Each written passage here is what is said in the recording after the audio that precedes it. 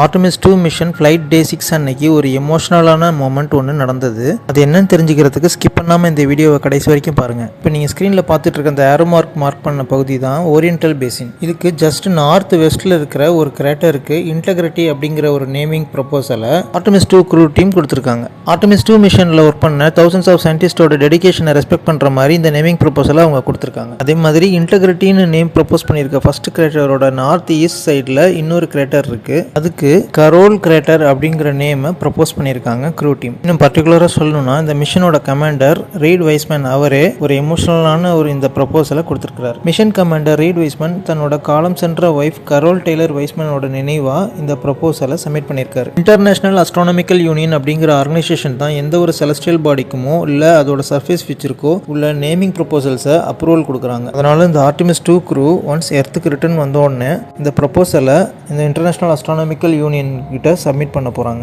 International astronomical union இந்த ரெண்டு ப்ரப்போசல்ஸையுமே approve பண்ணிட்டாங்கன்னா ஃபர்ஸ்ட் கிரேட்டருக்கு இன்டெகிரிட்டி அப்படின்னும் செகண்ட் கிரேட்டருக்கு கரோல் அப்படின்னும் நேமிங் கிடைச்சிரும். ரீட் வைஸ்மேன் தன்னோட ஒய்ஃப்காக கொடுத்த நேமிங் ப்ரப்போசலோட வீடியோட ஒரு சில கிளிப்ஸ் இருந்தால் நான் இங்கே ஷேர் பண்ணுறேன்.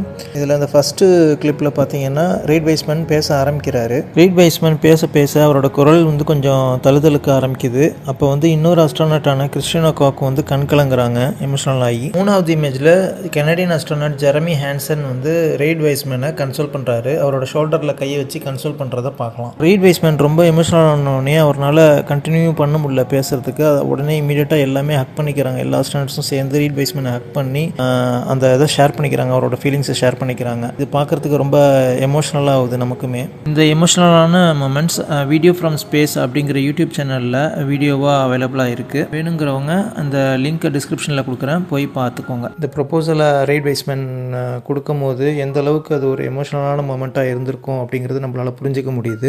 ஸோ இந்த நேமிங் ப்ரொபோசலை ஃபைனலாக அப்ரூவ் பண்ணுறது இன்டர்நேஷ்னல் அஸ்ட்ரானமிக்கல் யூனியன் அவங்களோட டிசிஷனில் தான் இருக்குது. அவங்க தான் ஃபைனலாக இதுக்கு அப்ரூவ் பண்ணணும். அடுத்திருந்து பார்க்கலாம் இதுக்கான அப்ரூவல் எப்போ வருது, இல்லை எப்படி வருது என்ன அப்படிங்கிறத பற்றி.